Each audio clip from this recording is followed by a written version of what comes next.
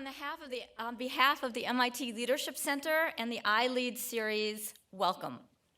It is a pleasure today to introduce Andy Plump, the Chief Medical and Scientific Officer at Takeda and the head of Takeda's Global R&D organization. Andy also serves on Takeda's executive team and is a member of the board of directors. But perhaps most important for our purposes, Andy is an MIT graduate, having gotten his undergraduate major in biology here. I'm not going to say what year it is. He told me it was 7 years ago, but we're not going there.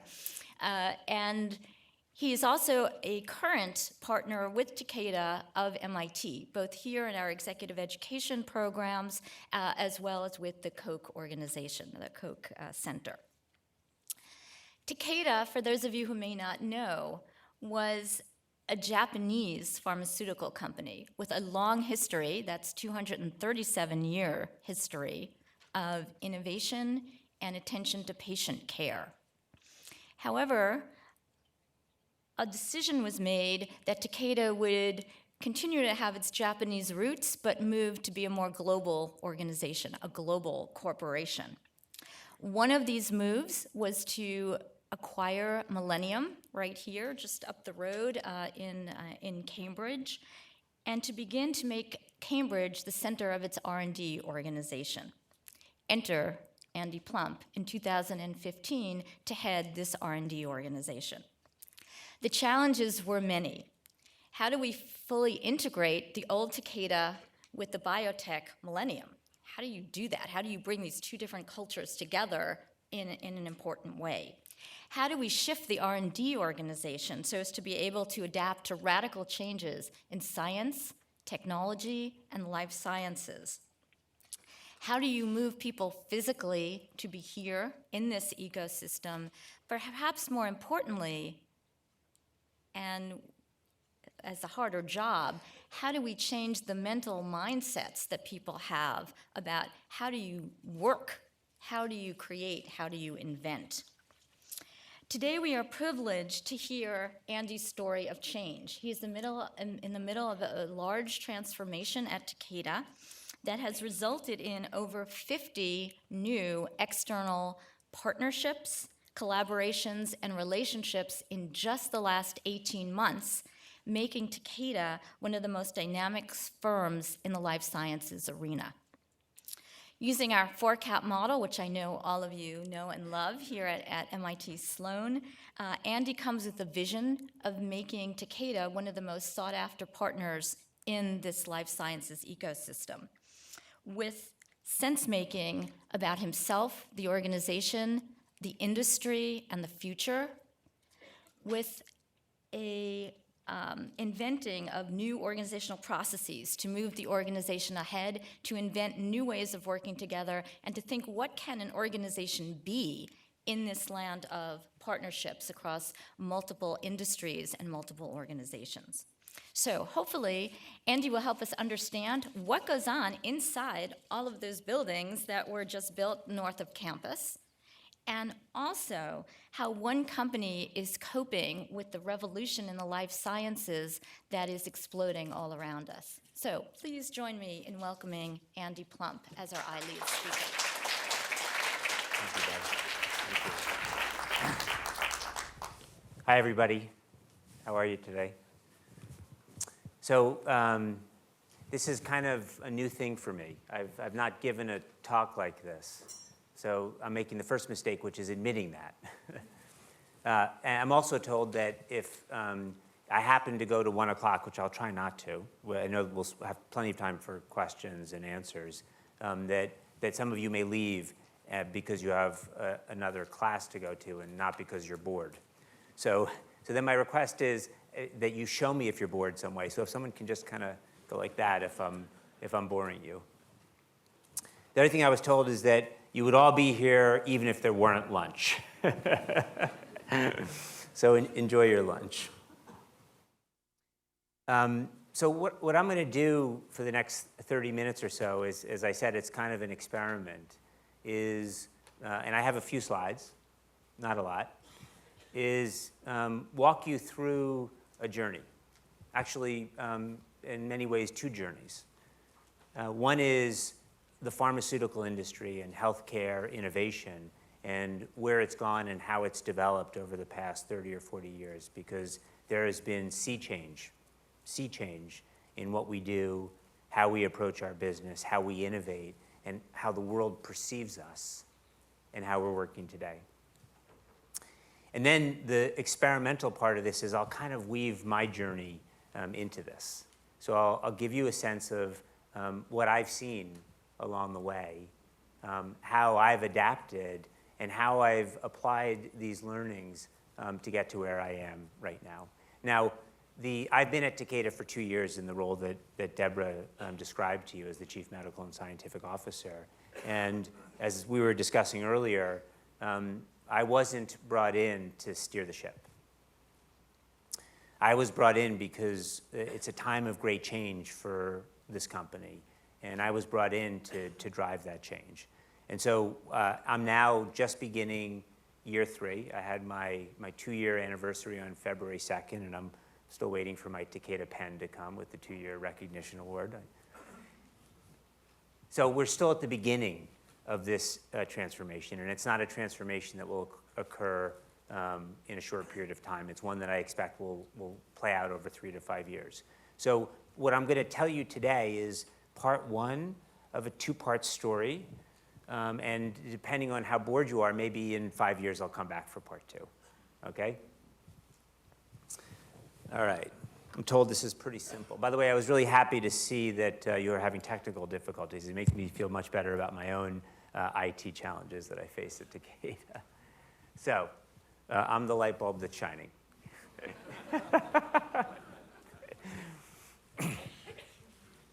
This is your backyard.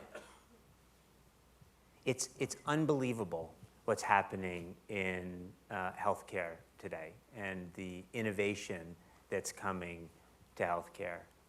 And it's unbelievable, it's remarkable what we can do today in terms of dissecting human disease, reducing that to a hypothesis, and then developing something to treat that disease. This explosion in what we call translational medicine is just profound.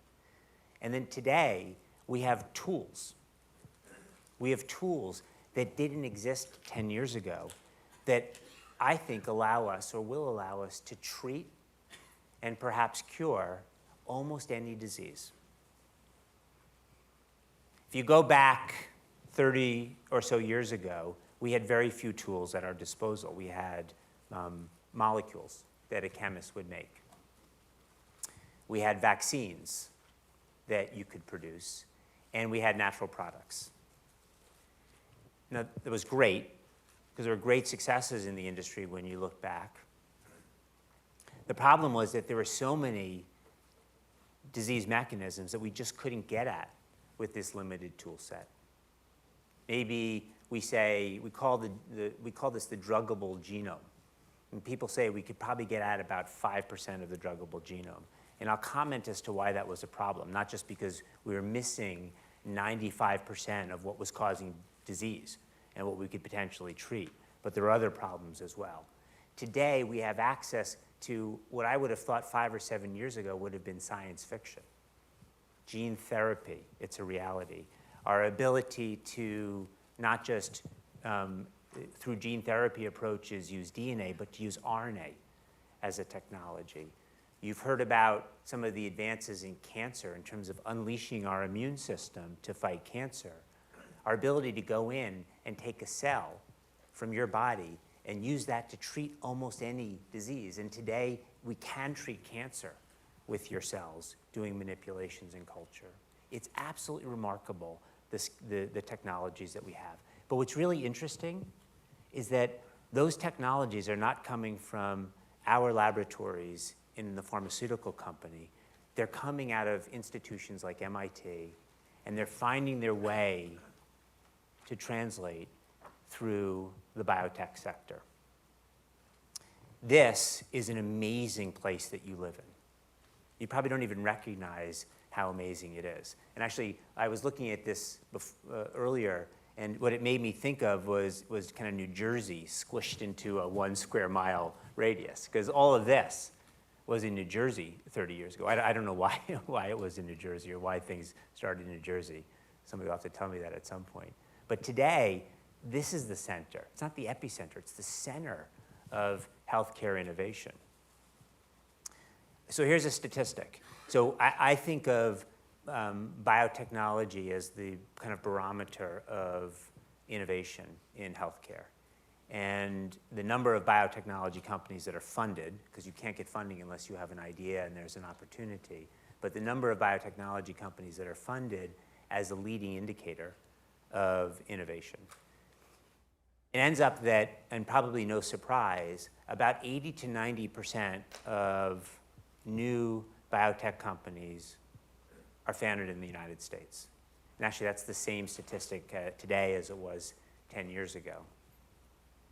What's really remarkable is that if you look at those 80 to 90%, 10 years ago, 40% were distributed between Boston or San Francisco, and the majority were in San Francisco.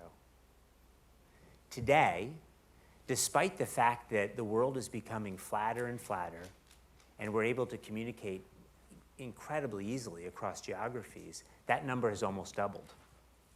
70% of new biotechnology companies are founded either here in the Cambridge, Boston area or in San Francisco. And today, the vast majority are here in Boston.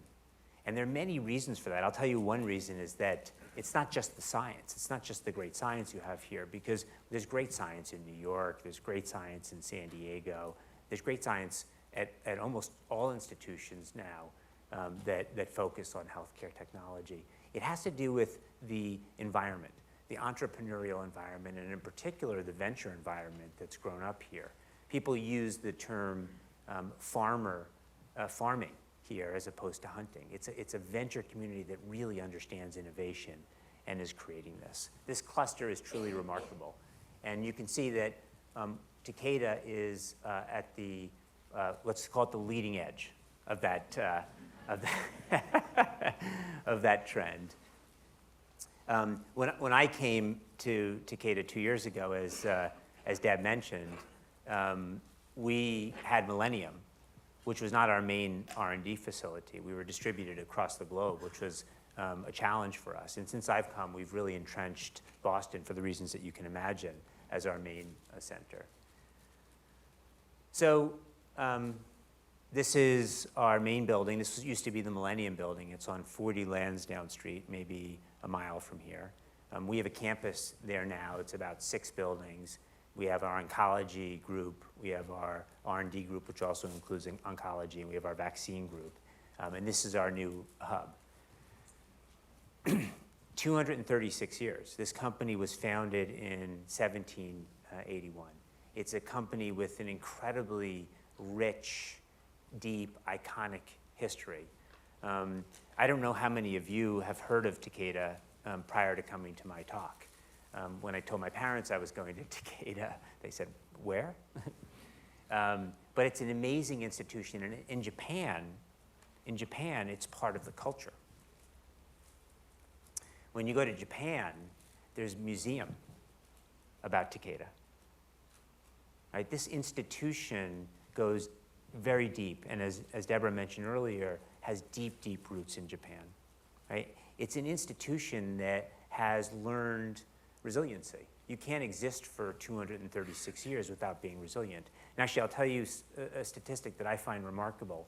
If you look at longevity of companies versus governments versus academic and cultural institutions, what you find is in that order.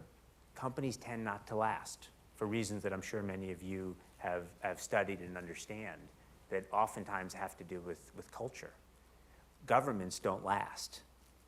Academic institutions and cultural institutions last. It's very unusual to have a company that's old. In fact, if you look at the number of companies that have existed for a century plus, there are about 7,000 in the world. And what's very interesting is that half of them are Japanese companies. Now, I give you this background to set up the stage for what's next for this company. How do we ensure that this iconic institution lasts for the next 10, 20, 236 years. That's something that I feel an immense responsibility for. And it's a time of great challenge for this company, as I'll share with you in just a second. But let me go back and let me weave in the journey of the pharmaceutical industry. It's absolutely unbelievable, the ride that this industry has been on. I started my time in this industry in 2001. I actually didn't kind of grow up thinking, hey, I want to be in the pharmaceutical industry. I grew up thinking I wanted to be a doctor. I wanted to see patients. Later on in life, I decided that I wanted to do research, and I did that. And by the time I was 36, I finished my training, and I thought, well, what am I going to do now? Merck came along. And 2001 was kind of a pivot point, although I didn't know it at the time. It was a pivot point for Merck and for the industry in many different ways. Because what had happened was that when you go back, and by the way, this is George Merck, who was one of the family members who has a great line that still applies to what we do, which I'll tell you in a second. And the other gentleman that you can see in the upper right and in the middle talking to our President Carter is Roy Vagelos. Two incredibly inspirational figures. I've had the chance to meet Roy and spend a day with him, not so much so with George. George Merck had a great line. If you make good medicines, profits will follow. If you make good medicines, profits will follow. When Roy Vagelos became the head of research and development at Merck and ultimately the CEO, he fully embraced this mindset. He was through and through a principled, as you would say here at Sloan, a principled leader who put integrity at the center of everything he does, right? He came in and through his efforts and the efforts of his colleagues at Merck, I think transformed healthcare technology. So much so that for a stretch of 6 years, Merck wasn't just a great company to work for, it was the #1 company, not just in the pharmaceutical industry, but across all sectors. So Fortune's top 100 companies to work for. 6 years running, in the 80s to early 90s, it was Merck, right? That's not the impression that all of you, I'm sure, have of the pharmaceutical industry. And of course, if you go back 10 years, it wasn't the impression that Marcia Angel had of the pharmaceutical industry. So who is Dr. Angel? Dr. Angel was a Harvard physician and professor who went on to become editor of the premier medical journal in the world, the New England Journal of Medicine. And during that tenure, she wrote a book, The Truth About Drug Companies, How They Deceive Us and What We Can Do About It. And I can remember in 2004, relatively new in my tenure in the industry, reading this book and kind of thinking, oh my gosh, do we do this? Do we do this? But what had happened was that there was so much success, there were really good medicines, and the profits really followed. Tons and tons of profits. And the way things work in this industry is that you can protect your medicine through IP for a period of time, but it's actually not that hard to work around IP. And so what you were seeing is you were seeing companies like Merck become lead innovators, first-in-class innovators, bringing new medicines forward for patients. And then you'd see other companies, and it wasn't always Merck that was leading, I should be fair. And then you see other companies come forward with second-in-class, third-in-class, fourth-in-class. And for some medicines like statins, which you're aware of, there were 6 in class. For angiotensin receptor blockers, which are perhaps the most powerful and amongst the safest antihypertensives, there are 8 in class, okay? And actually, incrementally in class, you see better and better efficacy, so much so that when you look at the first statin that Merck came out with, lovastatin, and you compare it to the last statin that came out many years later from, I'm going to say AstraZeneca or Roche, I can't remember which one, rosuvastatin. Rosuvastatin was about twice as good.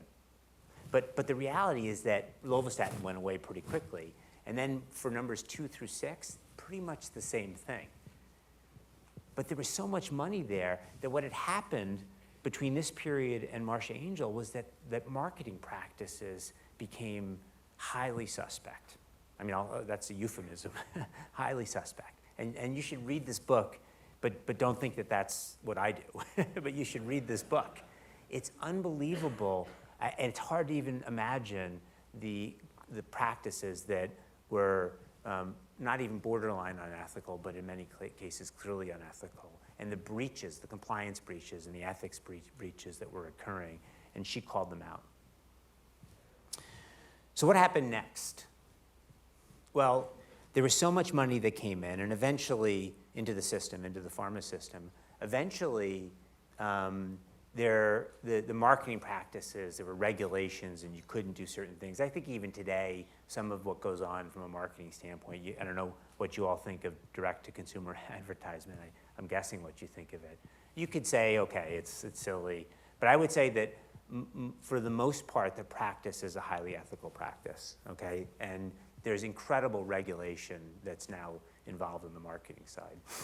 But what happened from the late 90s until a few years ago was that there was this cash infusion into the industry. And so the response was to build bricks and mortars facilities, really big facilities, mostly not here in Boston, but mostly in places like New Jersey. And to hire lots of people, really smart people, right, to bring them in, to put barbed wire fences and big walls up, and to focus internally.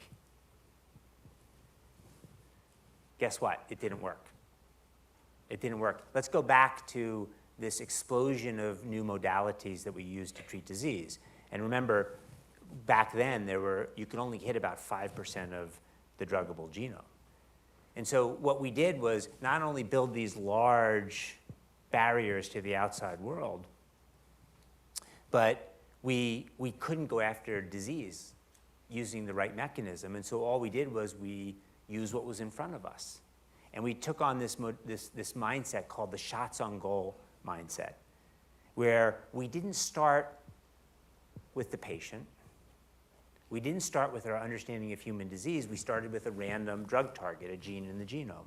And we would make a molecule to that, and we would bring it into the clinic, and we kind of would blindfold our eyes, and we'd see if it worked. And guess what? It didn't work. It didn't work. In fact, it failed miserably. And so these costs, this is one analysis that was done by Joe DeMasi and BCG. Joe DeMasi is a legend in this field. He's a professor at Tufts in terms of understanding pharmacoeconomics. This is one analysis, and you can take a multiple off of this, and it's still ridiculous. You can add a multiple to it, and it's even more ridiculous. $5 billion. $5 billion to make a single new medicine. I'm not a business guy, you guys are, but that's not a good business model. Because most of the new medicines that you're talking about don't have a return that's even close to what that cost actually is. All right, so enough with the pharma industry, let's come back to me. So I started my career in 2001 in the pharma industry, and I actually didn't come into this thinking that I wanted to go into the pharma industry. I thought I wanted to be a doctor and an academic physician. And what had happened by the time I was 36 is that I had kind of gone down, for me, a blind alley. I had trained and trained and trained and trained and trained, and I got to the end, and now as I was ready to make my step into academia, I wasn't as excited as I needed to be about the science that I was working on. I also had my son at the time, and I had a slightly new perspective on life and what it meant to be a father. And to go into an academic lab and spend 80 to 100 hours a week to get to tenure in an area that wasn't a passion, I liked it, just wasn't a passion, just wasn't for me. So a key element for me, you'll see this is one of my key drivers, and I think it's for any leader, this is a critical trait. Well, I've talked about integrity, and I'll come back to that again, but I think curiosity is so important. We always have to listen and ask the right questions. Curiosity is so important. Another element of my career that's helped to shape my decision-making has been opportunism. I've been very opportunistic, and I've never imagined where I'd be in my life. I could never have told you that I'd be here giving this lecture at Sloan, even 3 weeks ago. But opportunism, taking what's in front of me. So in 2001, I went to Merck. I didn't go to the pharma industry. I went to Merck because Merck was the best. Merck was publishing. In fact, at that time, we had a journal that we published that listed the top 1,000 publications every year out of the Merck research laboratories. And most of those publications were in the topmost journals, like the New England Journal, like Cell, like Science, like Nature. To me, this seemed like a great environment. And I went there, and at first, it was terrible. I had no idea what I was doing. We had this hazing thing that was like, I'm 36 and I'm getting hazed. I had written this protocol to study a molecule in humans, and I brought it to this protocol review committee, and there's red marks. Tons of red. Who does that? I'm 36 years old. Who does this? And then they asked me, how can you tell the gamma terminal half-life of this compound? And I kind of stuttered through some answers, and they go, no, you can't, because you're only studying for 24 hours. You'd have to study for a week to get AUC 0 to infinity. And everybody laughs. I'm like, what's going on here?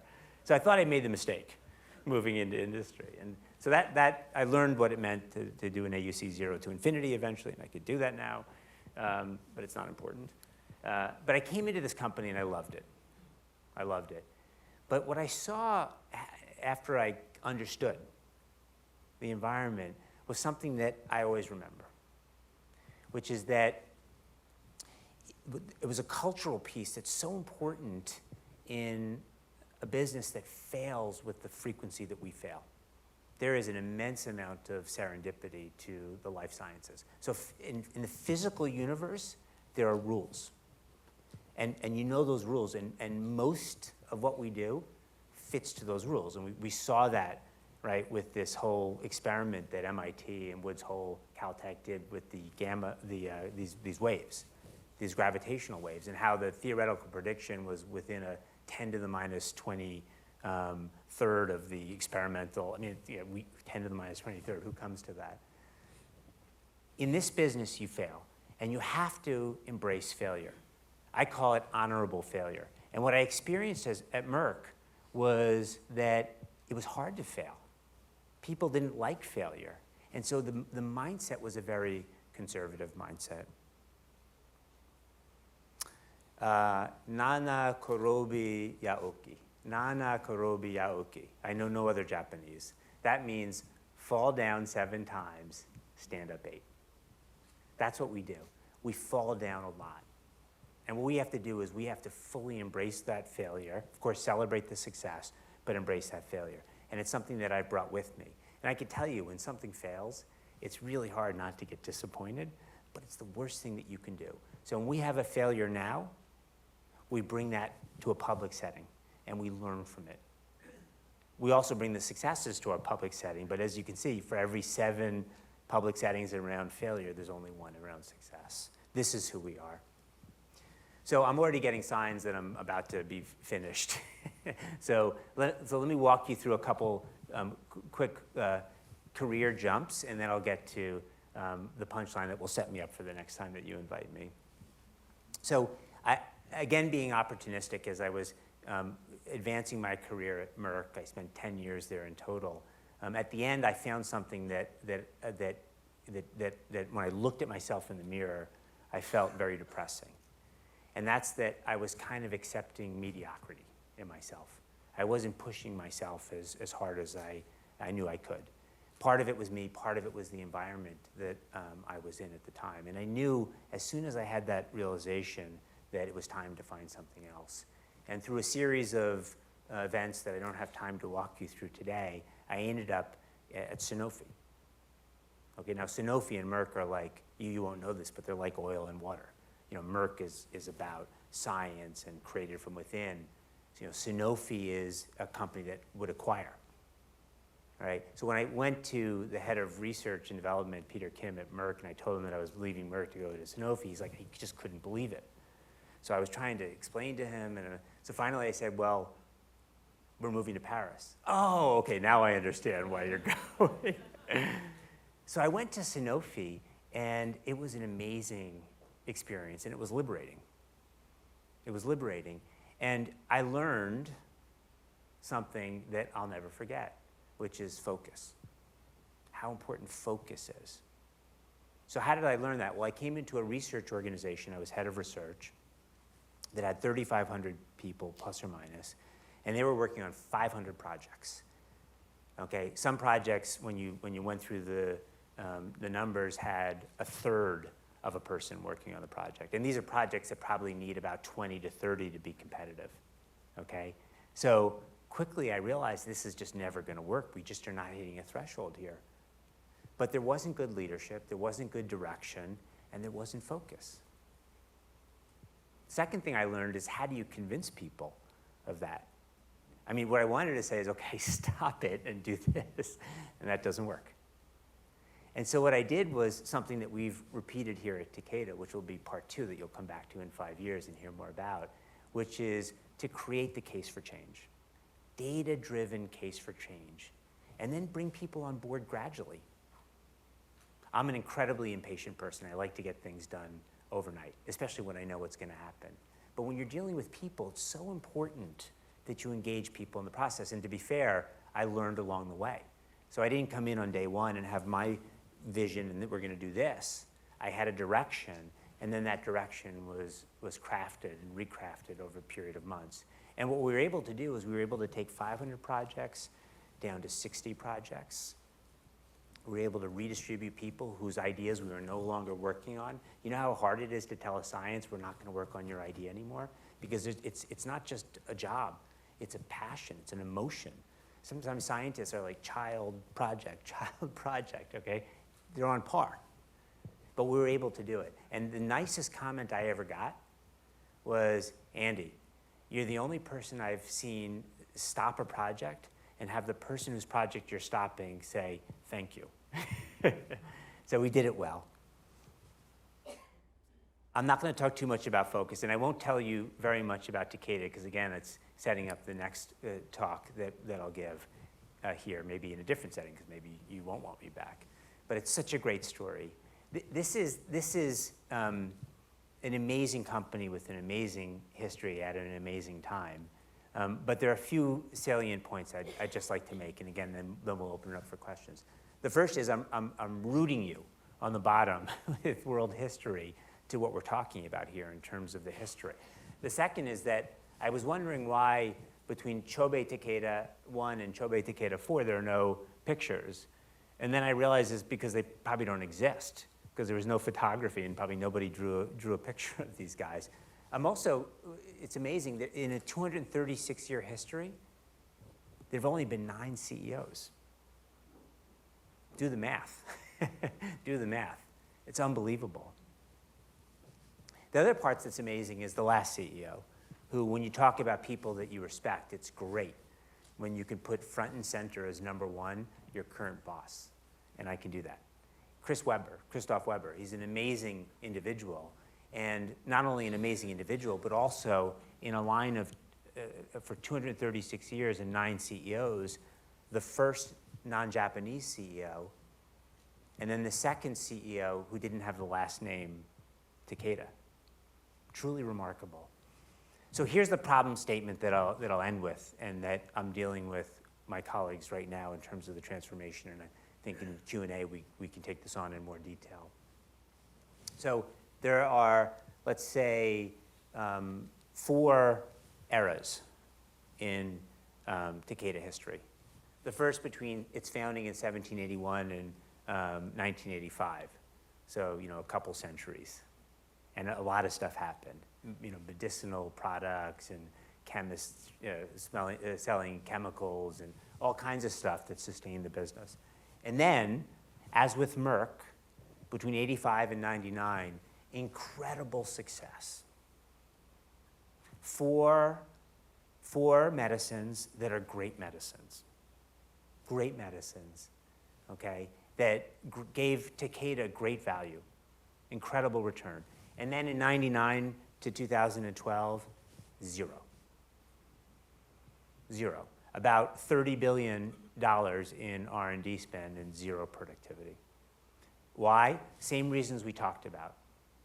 Takeda had gotten rich, become very inwardly facing, big bricks and mortar buildings and nothing. Now, of course, Yasu Hasegawa, who is the CEO, who's now our chairman, right before Christoph, saw what was happening. He also saw what was happening in the world, right? Because up until, let's say, 99 plus, not only was Takeda a very inwardly facing company, it was also a very insular company in terms of its market. It focused on one region, Japan. And you could do that, actually. And so it out-licensed everything outside of Japan. Yasu was brilliant, an incredibly courageous leader who saw what was going on. And he said, in order for us to be sustainable, so the company doesn't die with me or my successor, we need to make this a multinational company. So he did many things to change the face of the company, one of which Deborah mentioned, and that was buying Millennium. All right? And then I think Yasu's most courageous move was not any of the acquisitions that he made or any of the moves that he made to globalize us structurally. It was bringing on board Christoph Weber, because he knew he needed to have a global leader to run a truly global company. And so he brought Christoph in, and then in short measure, Christoph brought me in to run R&D. So we're in the process now of taking a company that has undergone an incredibly difficult time and really change it around. And I can tell you, and this is something we'll have to take on in Q&A because I have 30 seconds left, it's the experiences that I've had in my academic life at Merck and Sanofi, it's all come together. And what's great is that I don't have all the answers. I have a vision, I have a direction, and I've got great people who work together to help to define what this future will actually look like. So, so I'll end there. I'll say that that the last 2 years for me have been unbelievable. The design phase of the transformation, the implementation phase of the transformation, and the MIT Sloan School has been very helpful as we've worked through this. And I'm very excited for what we have the opportunity to do over the next 3 to 5 years for patients and for society. So thank you very much.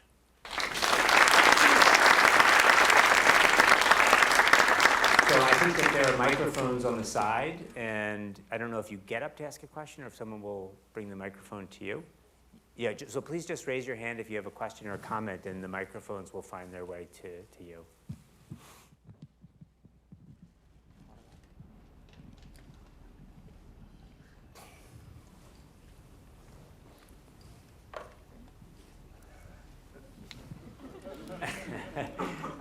You're next, okay? Yeah. Thank you very much for your good talk. Very inspiring. I appreciate it. I have a two-section question. The first section is the $5.4 billion. Does it include the cost of clinical trials? Then the second question is, in your opinion as a scientist, how do you think we can encourage all of us to make mistakes sooner, fail sooner and less expensively compared to what we do now, which is fail in clinical trials when it's expensive? Great, so two questions. So the first is this estimate, and these numbers range, actually. So this particular estimate of $5.4 billion does include all costs, so all aggregate costs. You might not remember from the pie chart, but actually the greatest costs, in part from clinical trials, is not the cost of actually making the medicine that's successful, it's the cost of repeated failure. Which then begs your second question, which is, how do we prevent ourselves? Because the cost structure in R&D in the pharmaceutical industry is geometric. You pay very little at the beginning for failure. You pay a lot at the end for failure as the clinical trials costs start to ramp up. So your second question is just, how do we fail earlier? Well, so for me, it's easy. It starts just with culture, and this concept of how passionate we become around our programs. And actually, it's so hard to do what we do. It's so hard to make a new medicine and to overcome the biology that you have to be passionate. But they're in linkage disequilibrium, passion and objectivity. Right? You guys have probably read about this concept of advocacy versus inquiry. It's very hard for a scientist who's so passionate about his program to really, truly be objective. We need to instill a culture of objectivity. I also believe that the model that we're building, which will be a model that's highly externally facing and engaging partners will allow us to fail more easily, because when you fail internally, you still keep the people, you still keep all the programs. It's very hard to stop. Whereas if you're investing, especially in an arm's length way with a partner, and they fail, it's kind of easier to let them go and to move on to other things.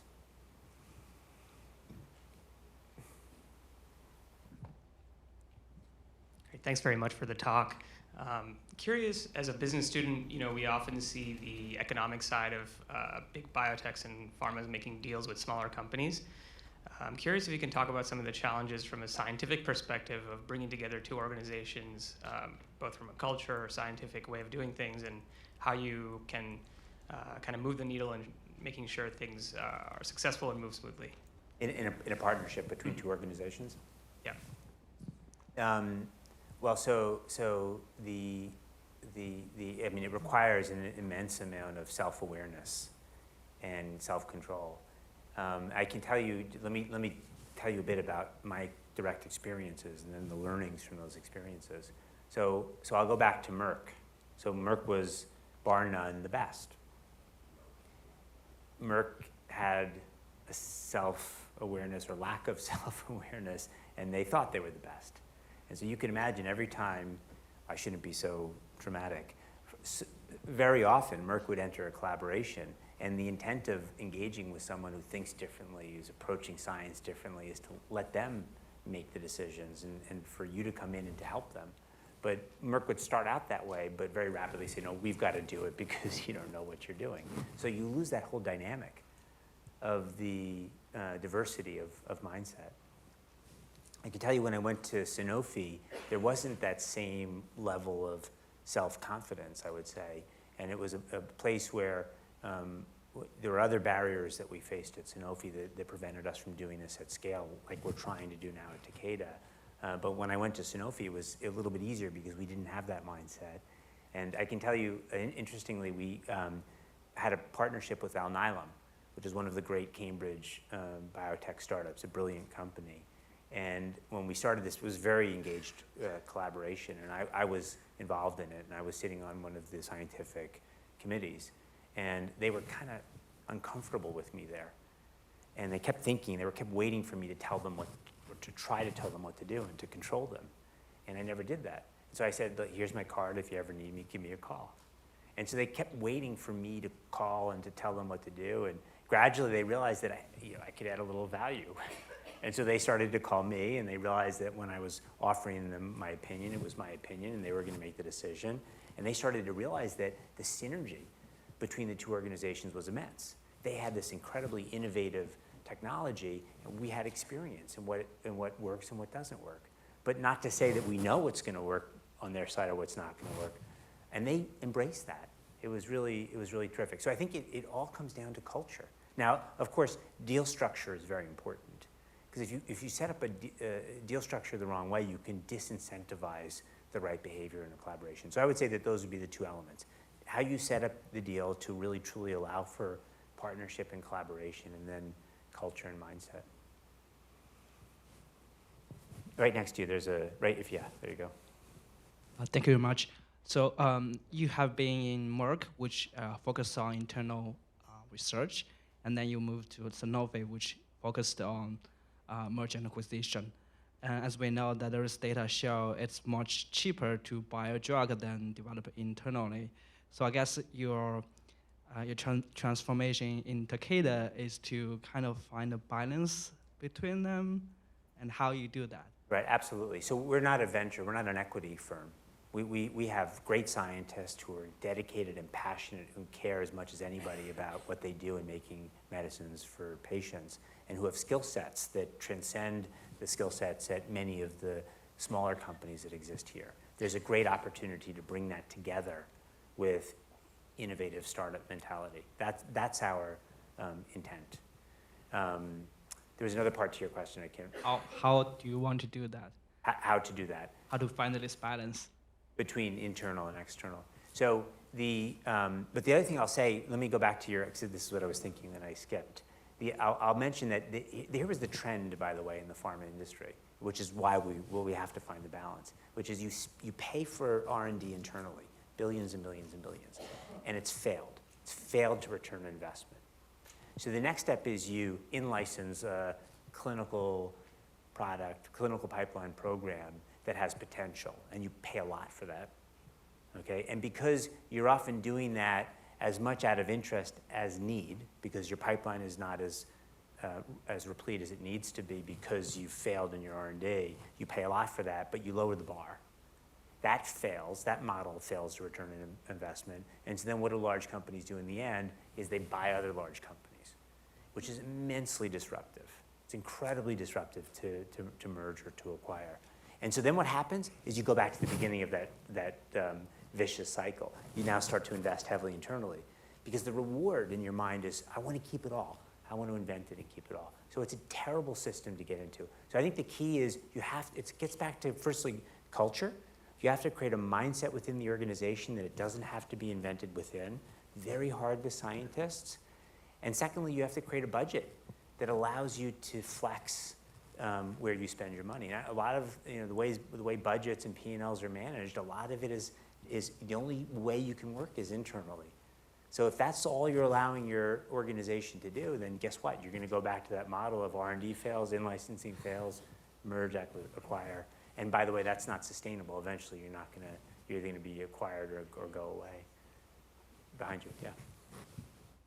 Can you talk about the leadership at Merck during the Vioxx debacle and what should it have been?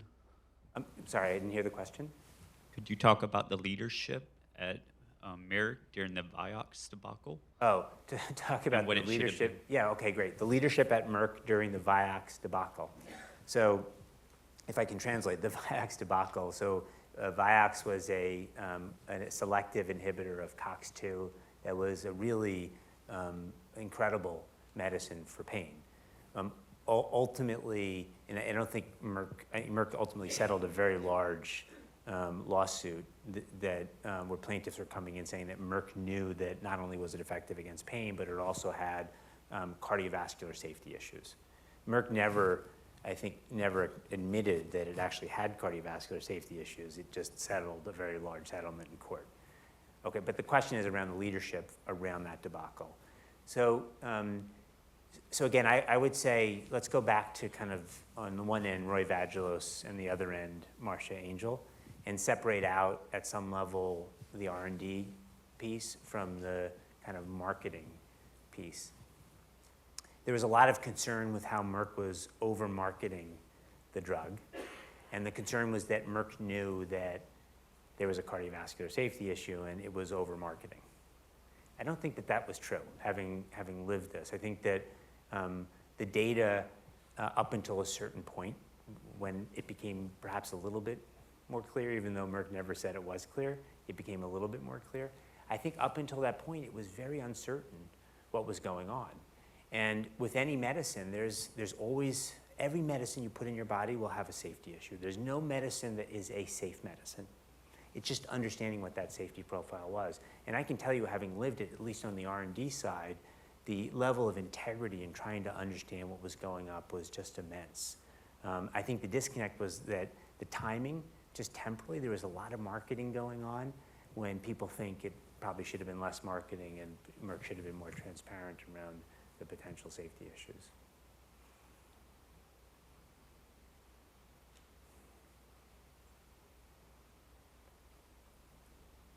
Please. We have a question right here. Yeah. All right, last question. Sorry, it's not the appropriate question to be the last question, but as a Japanese business student, I'd like to hear your frank opinion on what the challenges might be for a Japanese company to pursue a global strategy. Yeah, so the question is the challenges of a Japanese company pursuing a global strategy. So I would say that actually I think that there's a huge opportunity for a Japanese company to become a multinational company. If we go back to ultimately, I think what will define our success, foundationally, it's about a value system. I mean, you need to tack on a few other things to a value system. But if you don't start with a deep, deep value system that at its center hinges integrity, especially in our business, where reputation matters so much, and where we balance business and societal right. I mean, people will ask, is healthcare delivery a business or is it a human right? Personally, I think if you want to drive innovation, it has to be a business. You're not going to get innovation if this becomes a socialized practice. And I think that there's a huge opportunity because in Japan, you have an immensely structured value system. And I can tell you at Takeda, it's at the core of what we do. It requires global leadership to really pull that out. But I think it's a tremendous opportunity. And I'm incredibly excited to be part of this organization. Yeah. And with that, please join me again in thanking. Thank you very much, Jen.